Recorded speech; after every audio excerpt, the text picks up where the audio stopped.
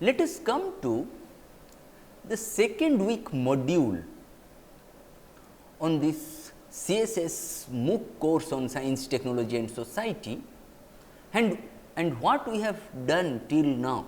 In the last week, we discussed the way technology, science and society have been conceived of, and the way we have tried to bring about a critical relationship between these three forces of production, namely science, technology and society, through different models, through different perspectives on STS, namely the linear model, the interactionist model and the embedded model.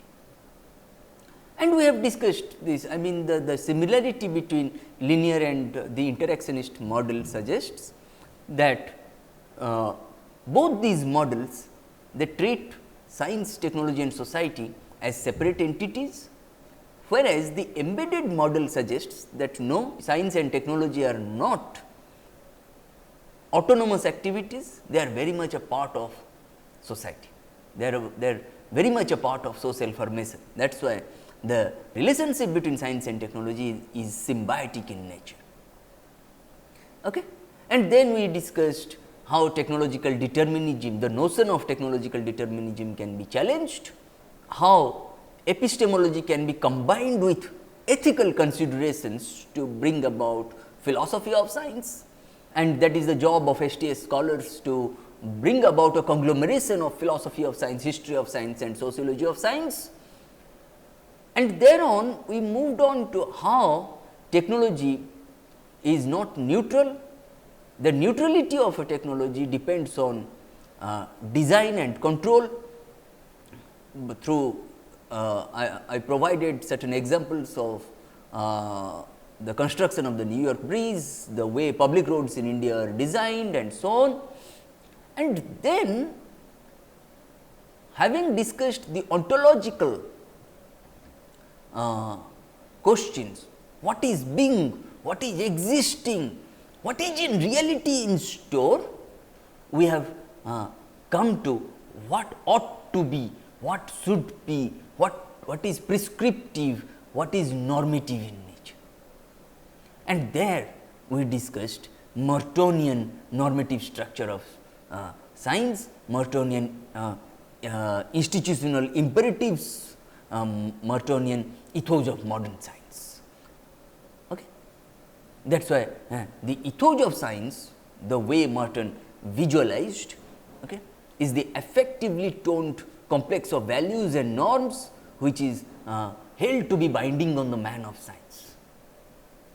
And these norms are expressed in terms of prescriptions, I mean the normative framework as a whole, then after prescriptions, proscriptions, I mean the norms which are legally bound, preferences, I mean which preferences come under the scope and ambit of motivational values and norms, ideals, and preferences which come under purview of institutional values and norms and ideals.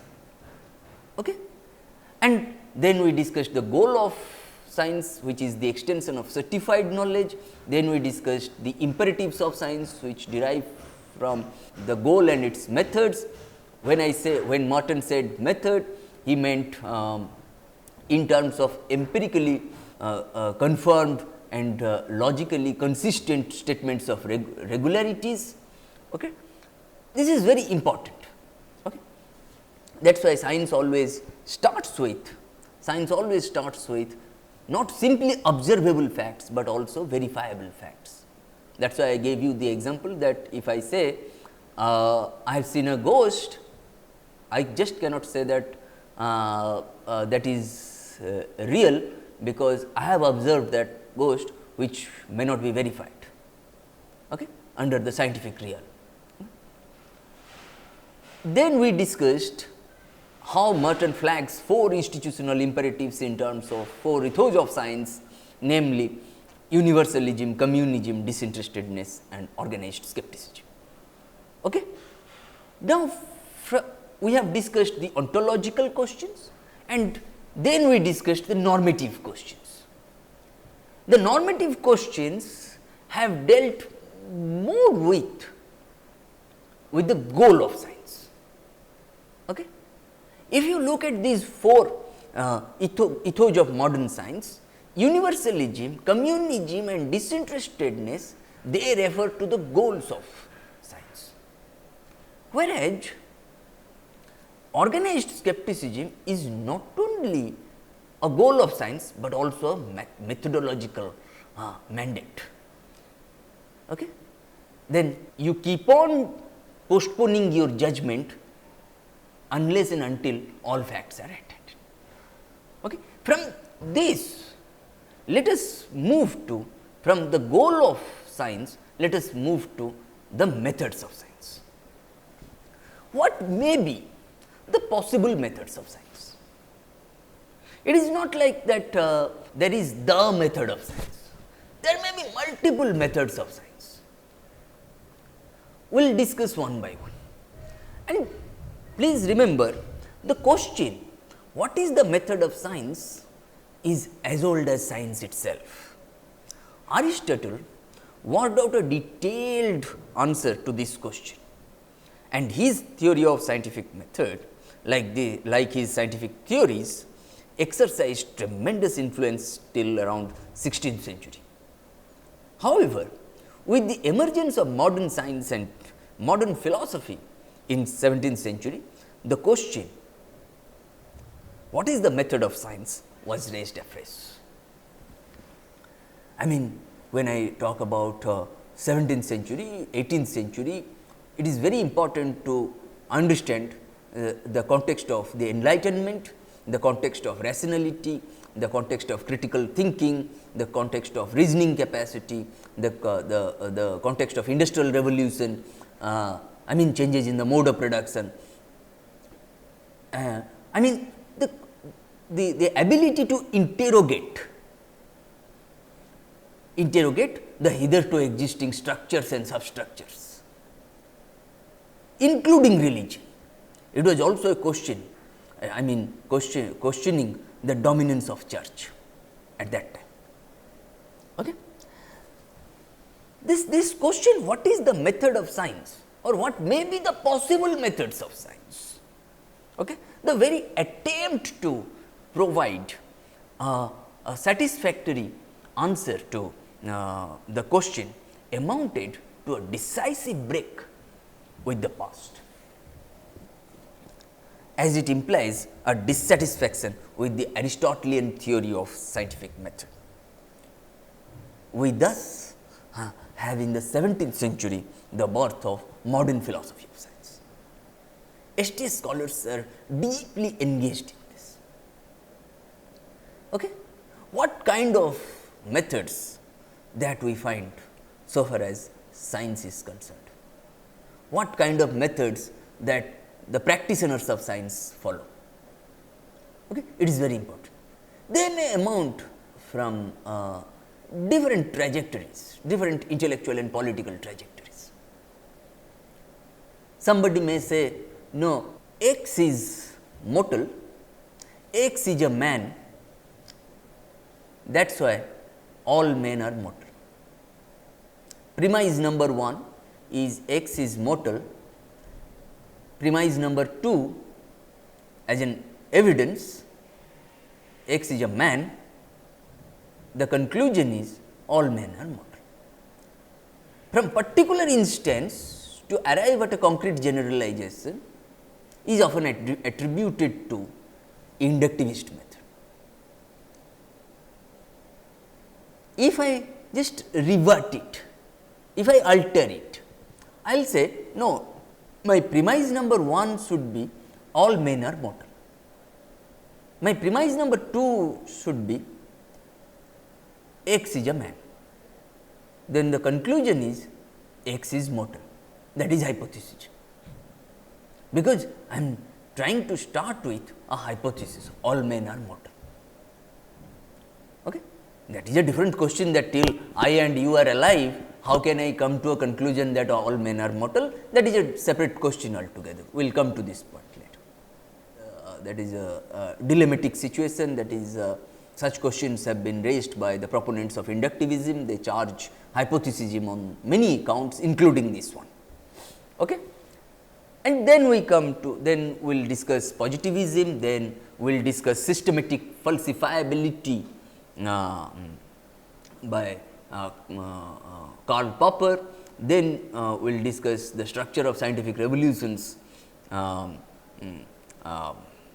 in terms of propounded by Thomas Kuhn, and then we will discuss how Feyerabend tried to reject any kind of method, any kind of hitherto existing method. Okay. That is why he wrote against method. Okay. Let us do this exercise one by one. Okay. In the whole period of 3 centuries, as I said that in the 17th century we witnessed the birth of modern philosophy of science, then if we look at this, in the whole period of 3 centuries from the 17th century to the 19th century, 2 views stand out prominently as answers to the question, what is the method of science? These 3 centuries they tried to answer to this question, what is the method of science? They may be the first view, those 2 views which stand out prominently. Okay. One is inductivism and the other hypothesism. Inductivism, the first view as I said is called inductivism, according to which the method of science is the method of induction. The second view is called hypothesism, according to which the method of science is called the method of hypothesis. Okay.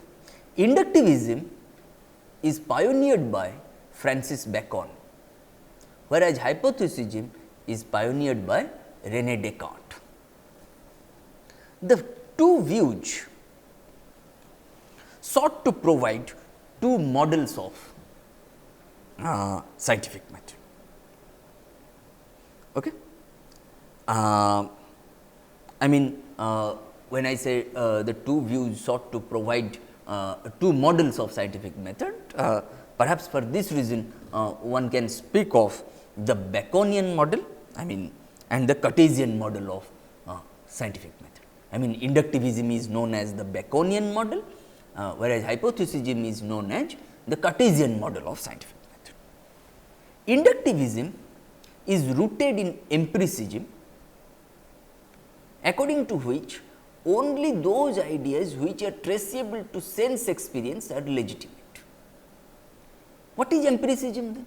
Now, empiricism is based on experience.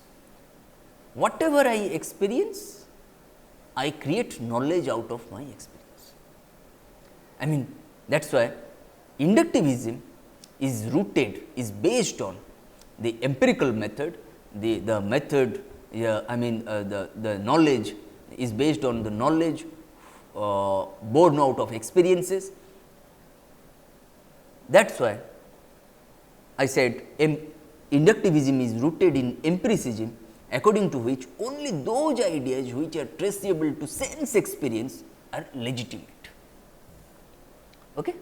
In science, we always try to make legitimate explanation, valid explanation. Okay? If you look at hypothesism, it is grounded, it is rooted in rationalism, according to which a significant portion of human knowledge cannot be traced to and therefore is independent of sense experience. It is interesting to see. Suppose you will find in this space now there is proton, electron. Can we see this? Can we see them? It is beyond our sense experience. This portion of human knowledge is not cannot be traced to, and therefore is independent of sense experience. It does not imply that there is no proton or electron here. There is proton and electron here, but it is beyond our sense experience. That is why we deploy the method of rationalism, I mean reasoning capacity. If empiricism is based on experience, then rationalism is based on reason. Okay? That is why I repeat, inductivism is rooted in empiricism, according to which only those ideas which are traceable to sense experience are legitimate, whereas hypothesism is grounded in rationalism, according to which a significant portion of human knowledge cannot be traced to and therefore is independent of sense experience. Okay? Then let us start with inductivism, then we will go ahead with hypothesism, and then we will try to see what kind of controversies these philosophical schools of thought they try to bring about. Inductivism looked upon certainty and breadth as the hallmark of scientific knowledge. There are two things here. One is certainty and the other breadth. It implies that science must aim at knowledge which is definite, which is certain on the one hand, and on the other it must have breadth. I mean, it must be broad in the sense that it must encompass more and more of the world we seek to know. Okay?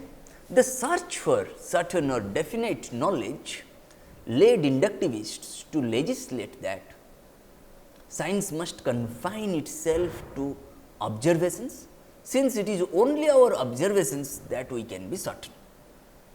In other words, science, according to inductivists, must not make reference to anything unobservable. Whatever I observe, I must believe in that. Whatever cannot be observed, I must not believe in that. I must refrain from believing in this kind of thing. If you look at this, this is one is certain. Okay? I mean only observations. If you look at this, okay, observations, and which is unobservable, we do not want to. I mean, inductivists, they do not want to consider to be legitimate. It implies, or this the means of realizing knowledge that is broad.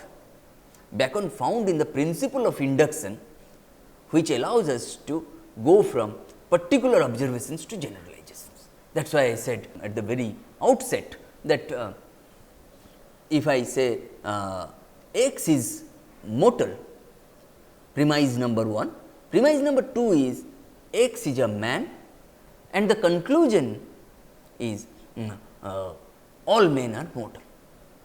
Okay? From particular instance, okay, I tend to arrive at a concrete generalization. Suppose if I say x is mortal, x is a tiger, that is why all men are mortal, I cannot make this statement. This is not a valid statement in logic, in inductive logic. Okay? I must try to provide certain evidence to come to a concrete conclusion, to arrive at a concrete generalization.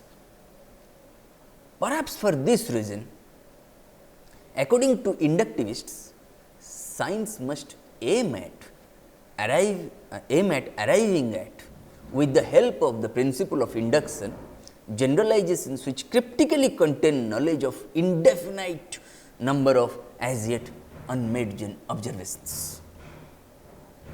I mean, then what kind of method that inductivists propose? That it starts with observation, then we put forward a tentative generalization which we verify, I mean observation is X is mortal, Socrates is mortal, okay? That is an observation.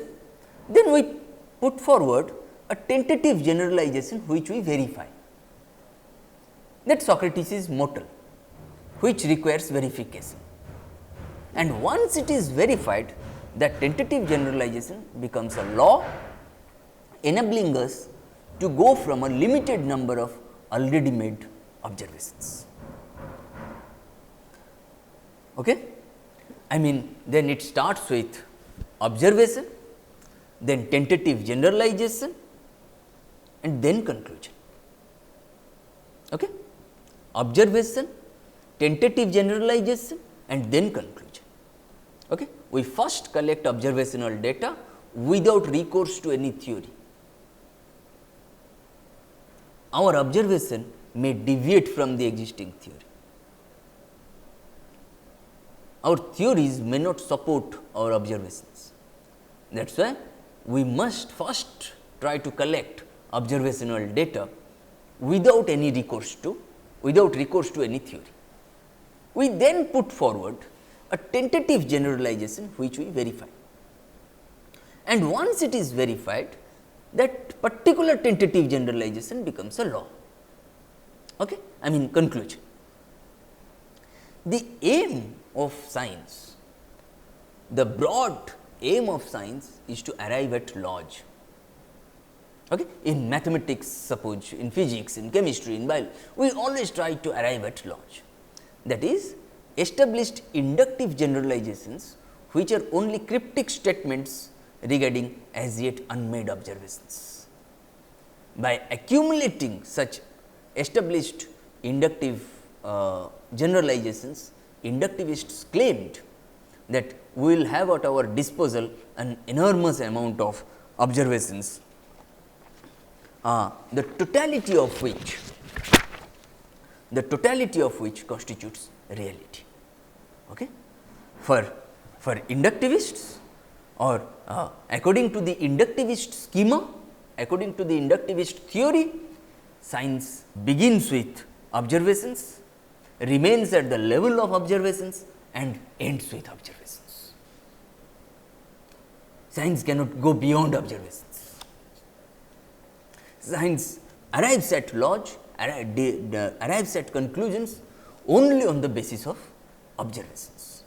If it is unobservable, then the theory, the law that we make, okay, it is not legitimate, it is not valid. Then what we have discussed till now? The inductivism looked upon certainty and breadth as the hallmarks of scientific knowledge. If according to the inductivist schema, the hallmarks of scientific knowledge are certainty and breadth, then according to hypothesism, the hallmarks of scientific knowledge include novelty and depth. Okay?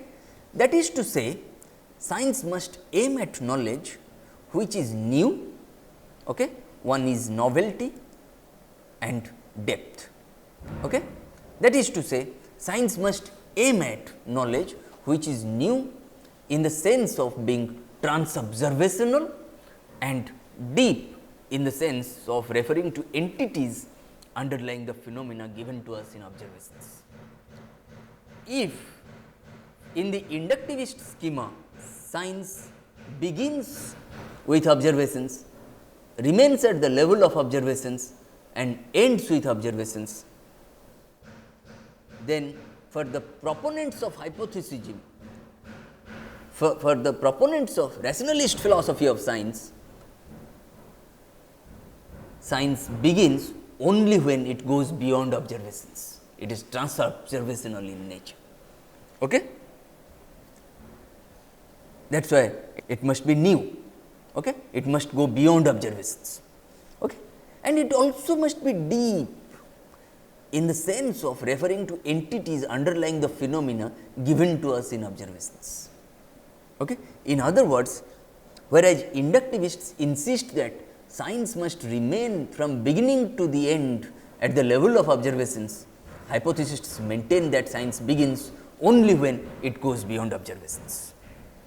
According to hypothesism, genuine science must not remain content with generalizations based on observations, but must seek to explain observations in terms of the unobservable or deeper entities or processes. The term hypothesis in 17th century meant a statement regarding unobservable entities and processes, though today by hypothesis we only mean a tentative solution to a problem or hunch. I mean, what is a hypothesis? Hypothesis is a tentative solution to a problem or hunch. In research methods, what we use, people very often say that no, you have to prove your hypothesis or disprove your hypothesis, but STS scholars, they do not believe in proving or disproving one's hypothesis. A hypothesis may be tested right or wrong. If you are die hard in proving or disproving your hypothesis, then it hinders the tradition of cumulative knowledge production. In this sense, in the hypothesist schema, genuine science must not remain content with generalizations based only on observations, but must seek to explain observations in terms of the unobservable or deeper entities and processes. Okay? Whereas, there is no place for hypothesis in the inductivist scheme. The hypothesists maintain that the aim of science is to generate hypotheses to explain what we observe. The term theory implies a statement of a set of statements involving at least one theoretical term. A theoretical term, for example, electron or proton, unlike an observational term, does not designate observable or measurable. That is what I initially said. This place, everywhere you will find proton or electron, but you just cannot observe them. It goes beyond observation. That is why we tend to use rationalist philosophy of science to observe them. Okay? It is not simply through observation that we can say that there is electron or proton. Okay? What is a theory then?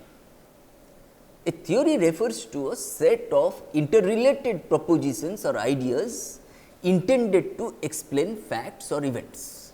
I mean, a theory always depicts some kind of interrelated propositions or ideas.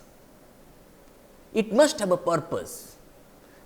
Its purpose lies in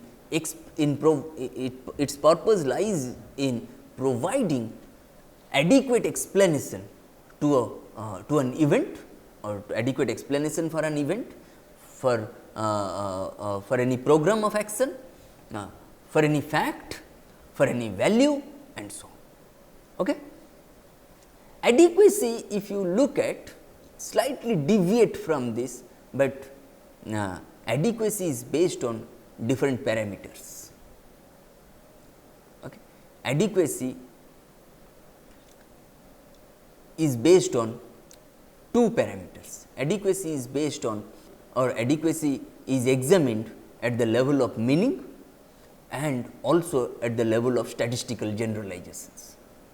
When I say statistical generalizations, I mean I want to follow a more quantitative, positivistic, I mean we will discuss positivism later on, and also this I mean positivistic and pre-positivistic traditions. When I say adequacy can be examined in terms of meaning, or adequacy is based on the level of meaning, okay, what we see in the post-positivistic term at the level of interpretative school of thought propounded by Max Weber. We will do this when we discuss Verstehen school of thought. Okay.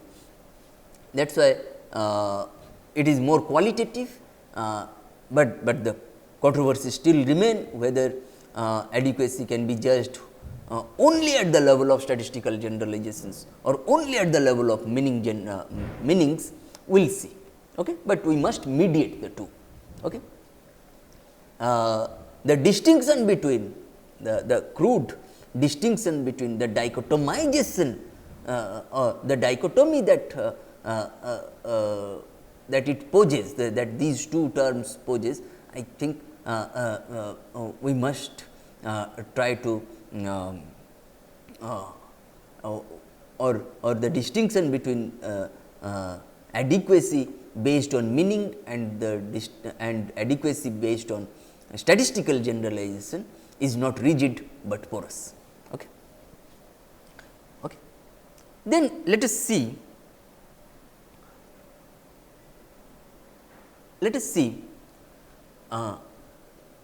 how inductivists suggested that no, if you cannot observe something, then it is not real.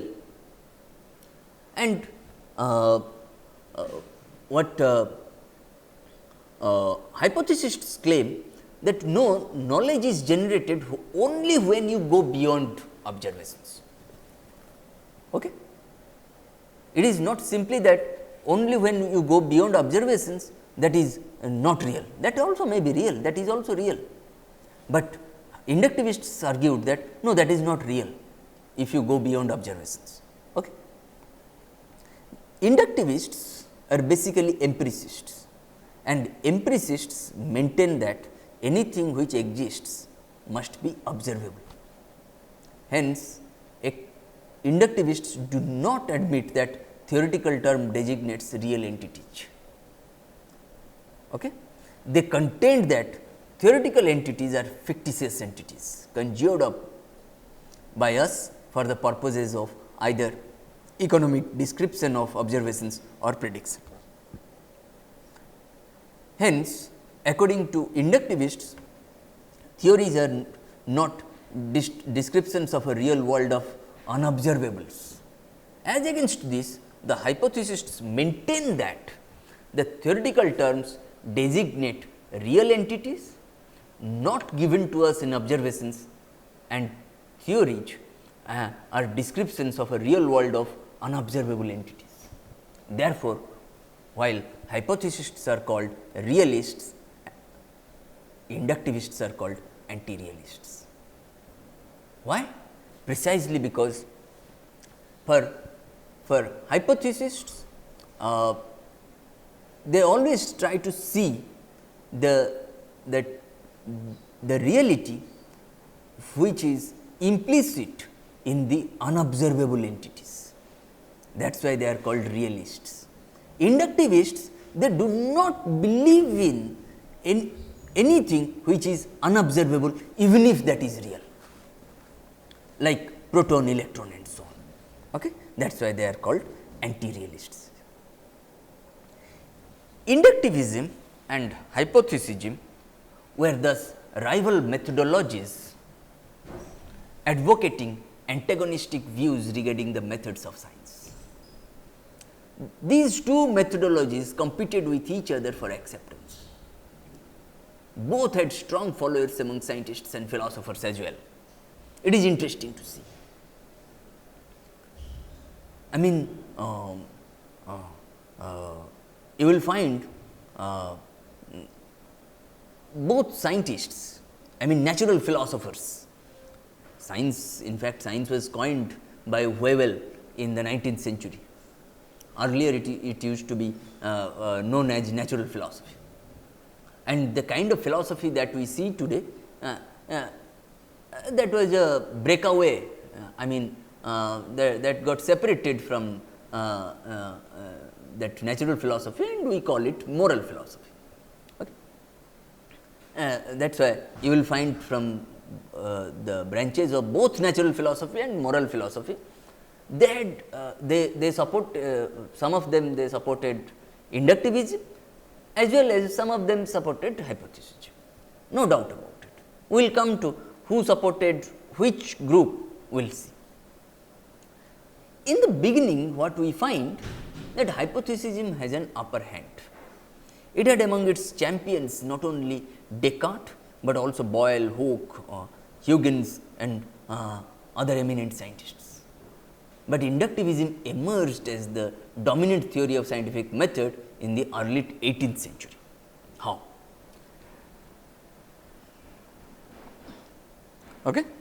The setback suffered by hypothesism and the consequent domination of the scene by inductivism are to be traded to the fact that the method of induction had its adherent Sir Isaac Newton, whose eminence as a scientist lent inductivism a remarkable scientific respectability. Because Newton was in favor of inductivism, he subscribed to the inductivist method. Okay. Indeed, the classic statement of the inductivist position came from Newton himself. Epitomizing this position in the general scholium of his Principia, Newton says, I mean, this is the Principia, I mean, this is a work which drew attention of the entire globe, where Newton says, what is not deduced from phenomena, I mean observations, is to be called a hypothesis. And hypothesis, whether metaphysical or physical, whether on occult qualities or mechanical, have no place in experimental philosophy.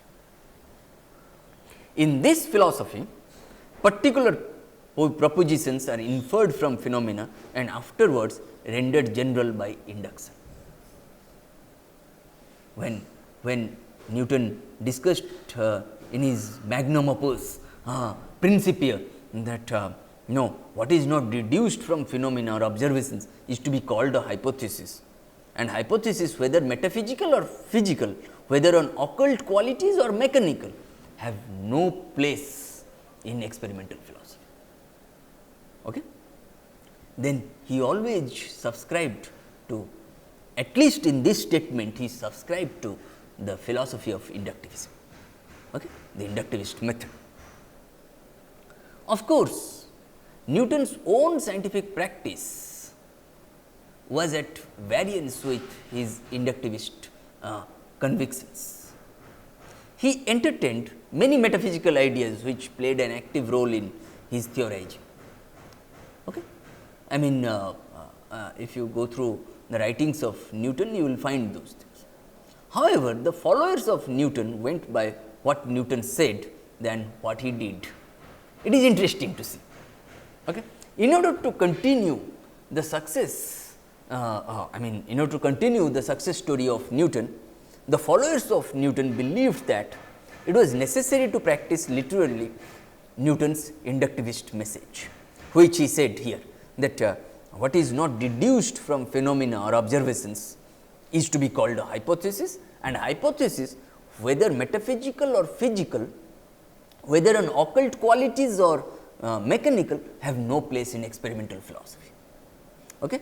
In this philosophy, particular propositions are inferred from phenomena and afterwards rendered general by induction.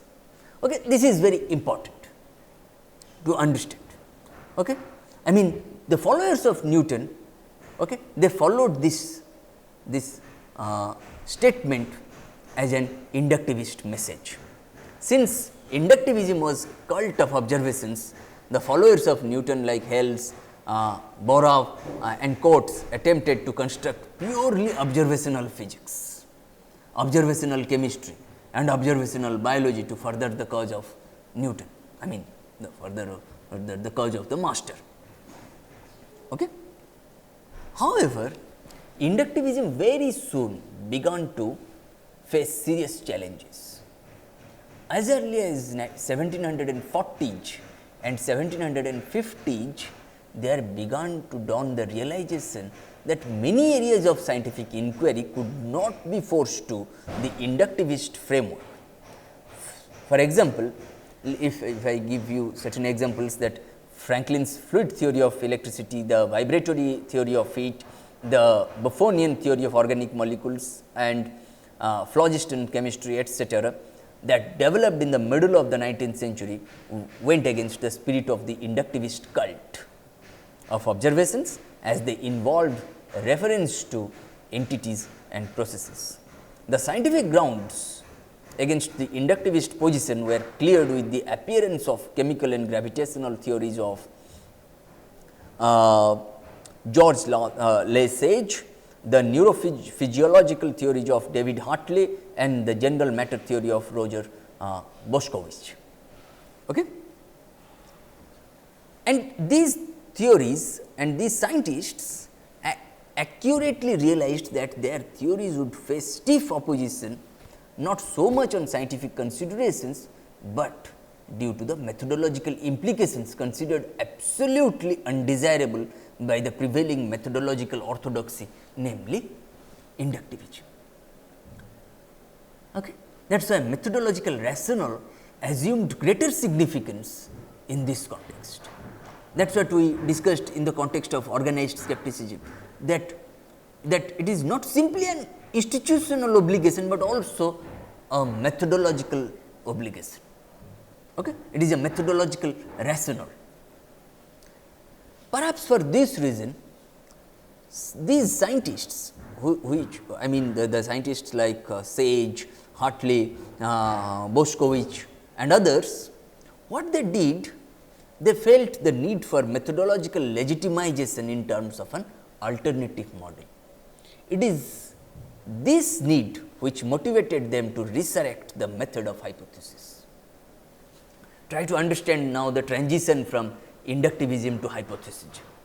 And in their attempt to develop the method of hypothesis, these thinkers produced works of immense significance. Their works were followed by those of Senebier, best known for his work on photosynthesis, Pierre Provost, the founder of the theory of heat exchange, and many others. These scientists challenged the canons of scientific method. At that time, that was in inductivism. These scientists challenged the canons, the rules of scientific method as envisaged by the proponents of inductivism, and in doing so, they had their professional interests also at stake. Because of the ways in which you find that these methods, they also became ideologically oriented. These personal attributes, professional attributes, ideological attributes became more significant in this context. Apart from these challenges from the protagonists of the method of hypothesis, the method of induction also faced an internal crisis. David Hume, an eminent 18th century inductivist, undermined it from within. It is interesting, Hume. Hume was a prominent inductivist, no doubt about it. Okay? He showed that the very principle of induction, I repeat, from particular instances to arrive at a concrete generalization. And the principle of hypothesism that we have discussed, that is from a general statement to a particular instance. Okay? That the way Hume showed that the very principle of induction, which allowed us to proceed from observed to as yet unobserved phenomenon, itself stood unjustified. Any attempt to justify the principle of induction, Hume conclusively shows, results in circularity or infinite regress. Hume was himself an inductivist. He did not accept the method of hypothesis because of his commitment to empiricism, which is based on experience, which is based on observation. Okay? And he concludes that since we have no alternative to the principle of induction, our belief is irrational. We have to boldly accept that the whole of our knowledge, including science, the paragon of knowledge rests on an irrational belief and animal faith. Okay? Why did he say that the very principle of induction, which allowed us to proceed from observed to as yet unobserved phenomena, itself stood unjustified, and any attempt to justify the principle of induction results in circularity or infinite progress. If I tell you students that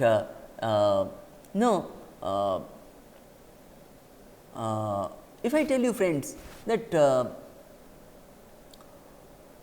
all crows are black. I have seen all crows. Can I make this statement that in logic, that I have seen all crows? I have seen x 1 crow, I have seen 1 crow, 2 crows, 3 crows, 100 crows, 1000 crows, 10,000 crows, 1 lakh crows, 1 crore crows. But then have I seen all crows in the world?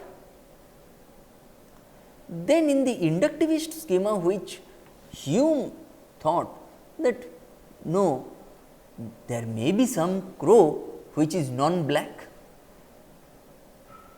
People very often say that no, all swans are white. Have I seen all swans in the globe? There may be a non-white swan. In this sense, how many observations are adequate to come to a conclusion? That there is a limitation of such kind of statistical generalization, right.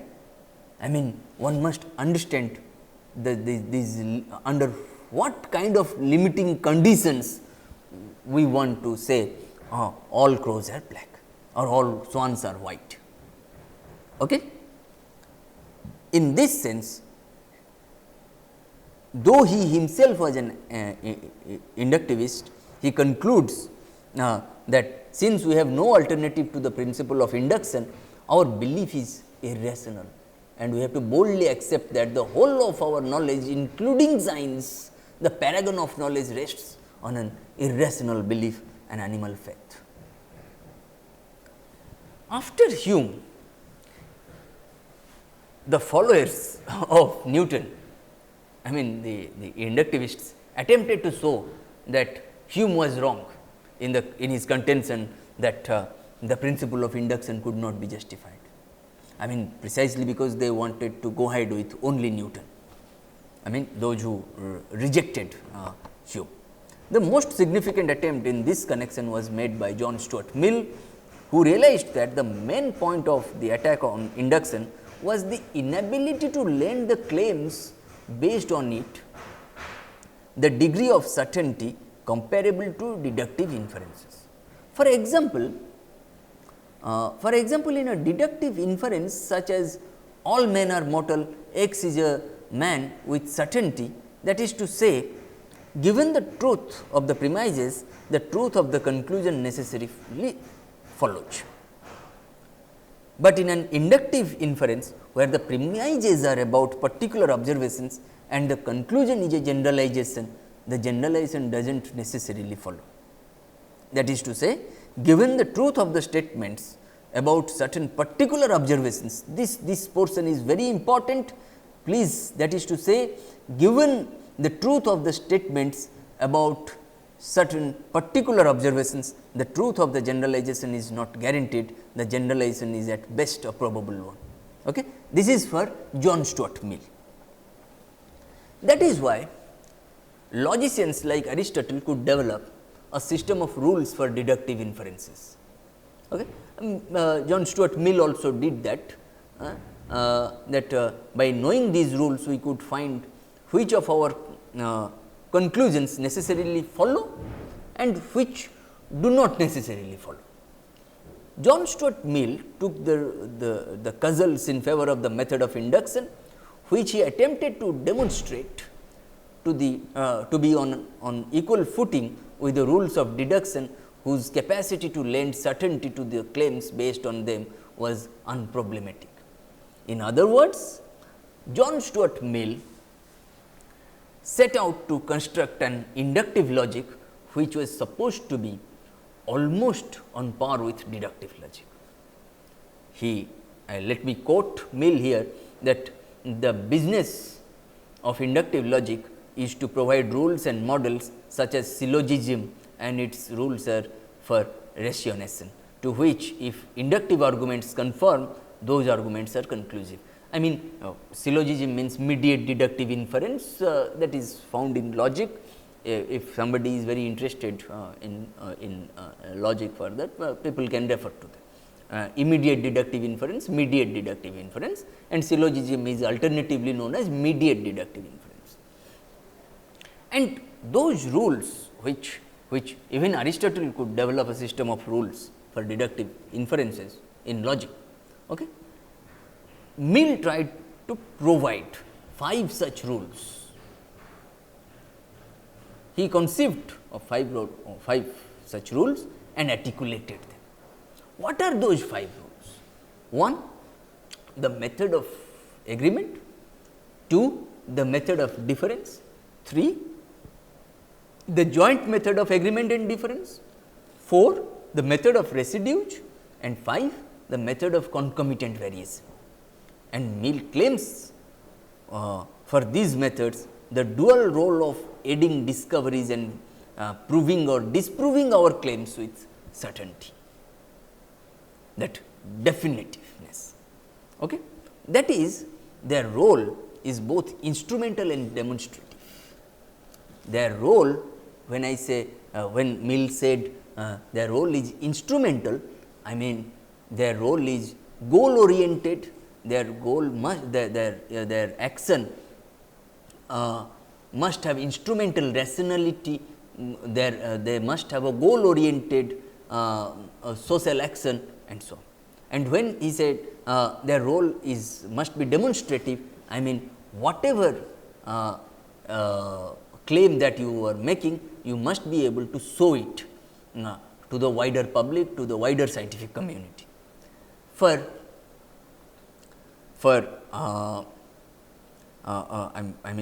Mill, even if there is no method of discovery, it would not be less true that they are the sole methods of proof.